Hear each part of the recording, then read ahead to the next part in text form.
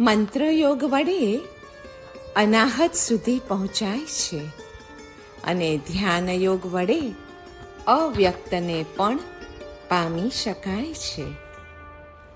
મંત્રયોગનું સાધન શબ્દ છે અને ધ્યાન યોગમાં સાધન મન છે. શબ્દથી પ્રાણ પકડાય, મન વડે આત્મા સુધી પહોંચાય. પ્રાણનું પ્રભુત્વ મનના પ્રભુત્વને અને મનનું પ્રભુત્વ પ્રાણના પ્રભુત્વને અપાવે છે. અનાહત પર્યાય છે, અવ્યક્ત એ દ્રવ્ય છે. દુનિયાવી બધા જ નામરૂપોનું મૂળ તપાસવા જતાં અનાહત અને અવ્યક્ત એ બેમાંથી જ તે સર્વની ઉત્પત્તિ થયેલી માલુમ પડે છે. અનાહત એ ધ્વનિ હોવાના કારણે ક્રિયારૂપ અને વીર્ય ગુણના આવિર્ભાવરૂપ છે અને અવ્યક્ત એ સ્વસંવેદન રૂપ હોવાના કારણે જ્ઞાનરૂપ અને આત્માના જ્ઞાન ગુણનો આવિર્ભાવ છે. જ્ઞાન ક્રિયાભ્યામ મોક્ષ. આ સૂત્રનું અંતિમ તાત્પર્ય પણ અનાહત અને અવ્યક્તમાં જ સમાવેશ પામે છે. જપ એ અધ્યાત્મ છે, કેમ કે તેનો પ્રારંભ સૂક્ષ્મ એવી ભાષા વર્ગણાના અવલંબનથી થાય છે. ભાષા, શ્વાસોશ્વાસ, મન અને કર્મ એ ચારે ચાર ઉત્તરોત્તર સૂક્ષ્મ છે. તે બધાને ચારે ચારને આવરી લેવાની શક્તિ વર્ણાત્મક મંત્ર જાપની વિધિયુક્ત આરાધનામાં રહેલી છે. તેથી જ ઈષ્ટ દેવતાની સ્તુતિરૂપ શ્રી નમસ્કાર મહામંત્રના મંત્ર જાપથી જ અધ્યાત્મનો મુખ્ય રીતે પ્રારંભ થાય છે. જેમ મંત્રથી વિષાપહાર પ્રત્યક્ષ છે, તેમ ઈષ્ટના નામ મંત્રના જાપ વડે ભાવવિષ, મિથ્યાત્વ અને કષાયાદિના વિષનો અપહાર ઈષ્ટના નામ મંત્રના જાપ વડે આપોઆપ જ પછી થવા માંડે છે. જપ પછી આવે ઔચિત્ય આલોચન. બીજું અંગ અધ્યાત્મ છે. તેમાં હવે વિશિષ્ટ કોટીની ભૂમિકામાં આગળ વધવા માટે પોતાની યોગ્યતાને જ તપાસવાની હોય છે. યોગ વિશુદ્ધિ, જનશ્રુતિ, નિમિત્ત શુદ્ધિ આદિ લિંગો વડે તેની પરીક્ષા થાય છે અને પરીક્ષાપૂર્વક થયેલું ધર્મનું આરાધન નિર્વિઘ્નપણે અને અચૂક રીતે પાર ઉતરે જ છે. અધ્યાત્મનું ત્રીજું અંગ આત્મસંપ્રેક્ષણ છે. દુષ્કૃત ગર્હા આદિ વડે આત્મશુદ્ધિ એ તેનો વિષય છે. તેનો જ વિસ્તાર પછી દેવ આદિને વંદન, પ્રતિક્રમણ અને મૈત્રી આદિ ભાવોનું સંવેદન કરવું તે છે.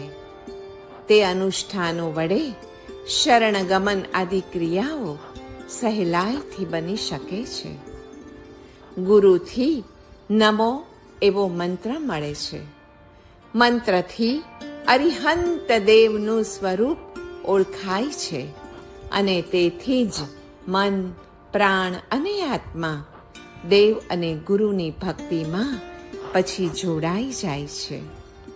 મંત્રરૂપી મૂર્તિને ગ્રહણ કરીને દેવોના પણ દેવ, સર્વજ્ઞ, સર્વવ્યાપી અને રાગાદિ દોષરહિત શાંત એવા ભગવાન શ્રી જિનેશ્વર દેવ મારી સમક્ષ સાક્ષાત પ્રગટ થયા છે.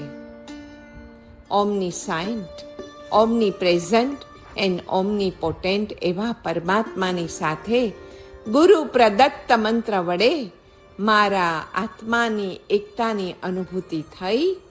તેનો પ્રમોદ, તેનો હર્ષ સર્વ આત્મા પ્રદેશોએ એટલે કે સર્વ રોમ રોમમાં પ્રગટ થવો જોઈએ. ત્રિલોકનાથ સર્વ જીવલોકના ઉદ્ધાર માટે તથા અશરણ એવા આ વિશ્વનું શું થશે એ કરુણા ભાવથી જ પોતાનું મંત્રાત્મક શરીર અહીં મૂકીને પછી મોક્ષે ગયા છે. પરંતુ બે વસ્તુ સાથે બીજી પણ મૂકીને ગયા છે. એક છે મંત્ર અને બીજી મૂર્તિ. અનાહત નાદ રૂપે મંત્ર એ જીવલોકનો ઉદ્ધાર કરવા માટે સમર્થ છે અને મૂર્તિ એ તો આત્મજ્યોતિ રૂપે સર્વને પ્રકાશ આપી રહેલ જ છે. એ રીતે મંત્ર અને મૂર્તિ દ્વારા નાદ અને જ્યોતિની ઉપાસના ભગવાનના વિરહ કાળમાં પણ ઉપાસકો માટે ભગવાનનું જ કાર્ય કરી રહેલ છે. મંત્ર જપ એ સ્મરણનો જ એક પ્રકાર છે. જપનું અંતિમ તાત્વિક સ્વરૂપ અનાહત નાદમાં વિશ્રાંતિ છે. મંત્ર દેવતાઓ પાપનાશ માટે સમર્થ હોય છે અને તેથી જ મંત્ર જાપ વડે પ્રાણબળ અને મનોબળ વધતા અનુભવાય છે. સર્વત્ર આત્મદ્રષ્ટિરૂપી બ્રહ્મજ્ઞાન ન હોય તો પ્રાણબળ અને મનોબળ વધવાથી અહંકારની પણ વૃદ્ધિ થઈ શકે છે. આ વિકસિત અહંભાવની શુદ્ધિ પછી બ્રહ્મ ભાવ વગર થતી નથી. શ્રી નમસ્કાર મહામંત્રની ચૂડિકાના 4 પદોનો સંગ્રહ નીચેના 2 મંત્રોમાં થઈ જાય છે. ઓમ નમઃ સવ્વપાવપણાસણો અને બીજો મંત્ર છે ઓમ નમઃ સિદ્ધમ. ઓમકારમાં રહેલા પંચ પરમેષ્ઠીને નમસ્કારથી આપણી સર્વ વિભાવ દશાનો નાશ અને સ્વભાવ દશાનો લાભ થાય છે.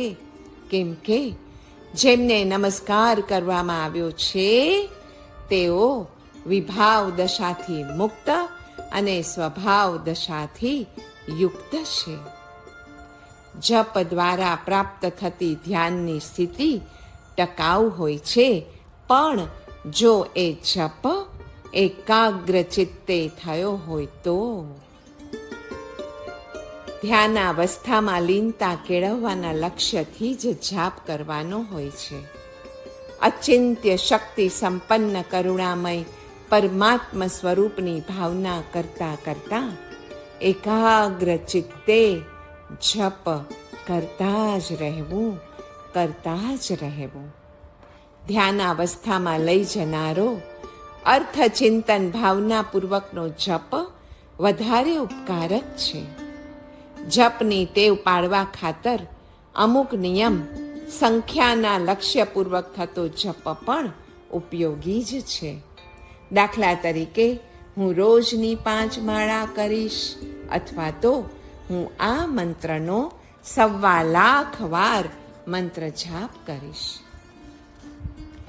દિનાંક 4 ડિસેમ્બર 1970. જાપનું અંતઃશ્રવણ એટલે મન અને બુદ્ધિને તદ્દન શાંત કરીને આત્મામાં આત્માથી થતો જાપ અને તેનું શ્રવણ અને પછી જ્યોતિર્દર્શન. જ્યોતિમાં અભેદ પ્રણિધાન એટલે કે સંપૂર્ણ સમતાપૂર્વક એક આસને થતું બિંદુ ધ્યાન. ચિત્ત શાંત થવાથી અનાહતનું સંગીત સંભળાયા બાદ ચૈતન્ય સાથેનો અભેદ વધુ ને વધુ સમય રહેવા લાગે છે અને પછી ધીમે ધીમે શનૈઃ શનૈઃ જ્યોતિના પ્રકાશમાં આપણા ષટ ચક્રોનું પણ દર્શન થાય છે. The Joy of giving in life is one of the greatest joys in life. આ સ્થિતિ જો આપણો જીવન મંત્ર આપો એવો 2 અક્ષરનો હોય તો જ જ્યોતિના પ્રકાશમાં આપણા ચક્રોનું દર્શન થઈ શકે છે. એ સ્થિતિ પછી કોઈ પણ અવસ્થામાં દુઃખ કે સુખ એના જેવું કાંઈ રહેતું જ નથી. આંતરિક સાધનામાં નિર્વિકલ્પ દશાના અભ્યાસની થોડી વારની પણ તે સ્થિતિ એ આપણી આંતરિક દશામાં પછી અપૂર્વ વેગ આપે છે. આમનાય વિશ્વાસ બાહુલ્ય અને એક્ય ભાવના આ 3 એ મંત્રની સિદ્ધિમાં સહકારી કારણ છે. જપસ્તુ સર્વધર્મેભ્યઃ પરમો ધર્મ ઉચ્યતે અહિંસયા ચ ભૂતાનાં જપયજ્ઞઃ પ્રવર્તતે. સર્વધર્મોમાં જપ તે પરમ ધર્મ છે. અહિંસા વડે જપયજ્ઞ પ્રવર્તે છે. જપ વડે જ સિદ્ધિ ગતિ અને જપ વડે જ જીવની મૈત્રી પ્રાપ્ત થાય છે. જપનું ફળ સ્નેહનો પરિણામ છે. જપ વડે મન નિર્મળ થવાથી તથા મૈત્રી અને ઇન્દ્રિય ઉપર અંકુશ આવવાથી ક્ષમા, આમ મૈત્રી અને ક્ષમા ગુણની પ્રાપ્તિ થાય છે. પાપનું મૂળ પૂતગલ પ્રત્યેનો પ્રેમ છે અને મૂળ જીવો પ્રત્યેનો દ્વેષ છે. જપ વડે કામ, ક્રોધ, લોભનો નાશ થઈ મૈત્રી, માધ્યસ્થ્ય અને કારુણ્ય પ્રકટે છે. જપ એ ભક્તિનો જ એક પ્રકાર છે. તેમાં મૈત્રી, માધ્યસ્થ્ય તથા કરુણા છુપાયેલા જ છે. પૂતગલ પ્રત્યે નમનશીલ જીવને ચૈતન્ય પ્રત્યે નમનશીલ બનાવવાનો ઉપાય શ્રી નમસ્કાર મહામંત્રનો જપ છે. જાપના 5 સાધનો છે: જપ, તપ, અર્ચન, કરણ અને અંતર્યાગ. અંતર્યાગ એટલે નાભી મંડલની અગ્નિમાં 4 કષાયોનો 800 વખત હોમ કરીએ ને એ, અર્થાત કષાય ચતુષ્ટયનો હોમ એ અંતર્યાગ છે. સ્મૃતિના મહાન ફળને જાણવું, અનુભવવું એ આધ્યાત્મિક માર્ગમાં મહારહસ્ય ગણાયું છે. જાપમાં સંભળાતા ધ્વનિના પણ અનેક પ્રકાર છે. મોટેથી થાય તે ઉપાંશુ જાપ, મનમાં થાય તે માનસ જાપ. પ્રારંભમાં શંખનો ધ્વનિ સંભળાય છે, મધ્યમાં મેઘની ગડગડાટીનો નાદ સુણાય છે અને અંતે તો પર્વત ઉપરથી વહેતા ધોધ જેવો ધ્વનિ પણ જાપ દરમિયાન સંભળાતો હોય છે. આધ્યાત્મિક અનુભવો માટે એક ક્રમ હોય છે કે પ્રથમ ક્રિયા પછી જ્ઞાન. કોઈ પણ ક્રિયા પ્રથમ ફિઝિકલ બને છે, પછી મેન્ટલ અને અંતે તે જ ક્રિયા સ્પિરિચ્યુઅલ બને છે. જાપના અધિકારી છે સમ્યક દ્રષ્ટિ આત્મા. જાપના અધિકારી છે વિનિત આત્મા, શીલવાન આત્મા. જપયજ્ઞ એ સર્વશ્રેષ્ઠ છે. મંત્ર જાપ એ મનોગુપ્તિનું, મનના રક્ષણનું સાધન છે અને મનોગુપ્તિ એ મોક્ષનું સાધન છે. મંત્રથી બંધાયેલ મન વડે ભગવાનનું પ્રણિધાન થાય છે. પ્રભુના નામનો જાપ કરવાથી બાહ્ય વ્યાપારોનો નિરોધ થઈ જાય છે. જાપથી શબ્દ આદિ બાહ્ય વ્યાપારો રોકાઈ જવાને કારણે જે આંતરજ્યોતિ પ્રગટ થાય છે ને તેને પ્રત્યક ચૈતન્ય એમ કહેવાય છે. શાસ્ત્રોમાં વિશિષ્ટ ગુણવાન પુરુષોના પ્રણિધાનથી મહાફળ મળે છે એમ કહ્યું છે. એ વાત ભગવાનના નામનો જાપ કરવાથી તો પ્રત્યક્ષપણે અનુભવાય છે. જાપ વડે પાપનાશનું સ્વાભાવિક કાર્ય થતું જ હોય છે. પછી તે જાપ વ્યગ્ર ચિત્તે હોય કે એકાગ્ર ચિત્તે. અતિન્દ્રિય શાંતિ તથા અલૌકિક આનંદનો અનુભવ તો એકાગ્ર ચિત્તે થતા જાપ વડે જ અનુભવાય છે. યોગાચાર્યોએ જાપને તો સ્તોત્ર કરતાં પણ કોટી ગુણા ફળવાળો કહ્યો છે. અરે એટલું જ નહીં, પરંતુ જાપને ધ્યાનની વિશ્રાંતિ રૂપ ભૂમિકા પણ કહેવાય છે. અનિયત ગુરુ દૈવી સંપત્તિને વધારે છે અને નિયત ગુરુ મહાવાક્યના ઉપદેશ દ્વારા બ્રહ્મ જ્ઞાન કરાવે છે. જ્યારે પ્રભુનું નામ આપણે મને કે કમને પણ લઈએ, અરે જાણીને કે અજાણતા પણ જ્યારે લેવાય, તો પણ એ નામ જપનું ફળ તો અવશ્યપણે મળે જ છે. અજાણતા ગરમ ગરમ અગ્નિના દેવતામાં પગ પડી જાય તો તેથી કાંઈ પગને દાહ નથી થતો એવું નથી બનતું. એ જ પ્રમાણે ભગવાનનું નામ ગમે તે બહાને બોલાય તો પણ તે સર્વ પાપોને ભસ્મ કરી નાખે છે. માટે નામ જપ એ મોક્ષનું અનુપમ સાધન છે. તેનું જીવન ધન્ય ધન્ય છે કે જેની જીભ ઉપર પ્રભુનું નામ અને પોતાના અંતઃકરણમાં સ્વરૂપનું સતત ધ્યાન બિરાજમાન છે. સૌ સાધનાનો જો કોઈ એકમાત્ર સત્વશીલ સાર હોય તથા પ્રભુનો ખપ જો સૌને હોય તો તેમને પામવાનો ઉપાય નામ જપ પણ સૌ આચરી શકે એવો જ હોવો જોઈએ અને એમ જ છે. નિરામય નિષ્કલંક એવા દેહમાં પ્રગટેલી પ્રાણ જ્યોતિ પ્રભુના નામ જપ દ્વારા સતત ગતિમાન રહે છે.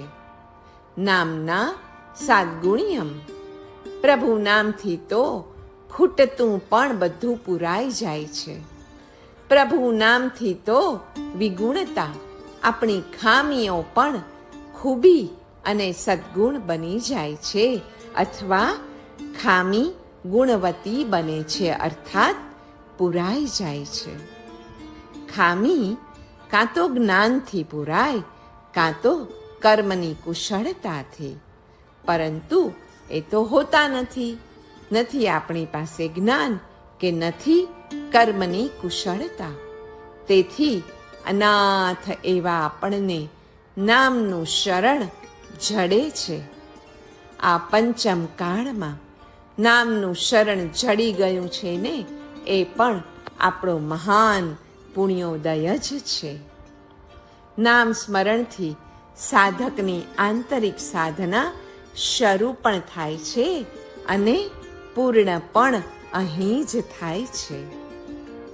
નામથી બાહ્ય ન્યૂનતાની પણ ચમત્કારિક રીતે પૂર્ણતા થાય છે, તથા આંતરિક અને બાહ્ય એમ બંને પ્રકારના સદ્ગુણો પણ નામ જપથી જ તો સધાય છે. ઈશ્વરના નામની એક સ્વયંભૂ શક્તિ છે. તેથી નામ સ્મરણથી ચમત્કાર થાય જ છે અને એ શ્રદ્ધાની વાત છે. નામ સ્મરણ પૂર્વક જે જે કાર્યો કરવામાં આવે તેથી એ કાર્યની આંતરિક અને બાહ્ય જે ન્યૂનતા હોય છે એની પૂર્તિ થઈ જાય જ છે. નામ સ્મરણની પ્રક્રિયા પ્રેમ, શ્રદ્ધા અને કૃતજ્ઞતા ગુણ ઉપર અને મહાવાક્ય ચિંતનની પ્રક્રિયા જ્ઞાન ઉપર ઊભી છે.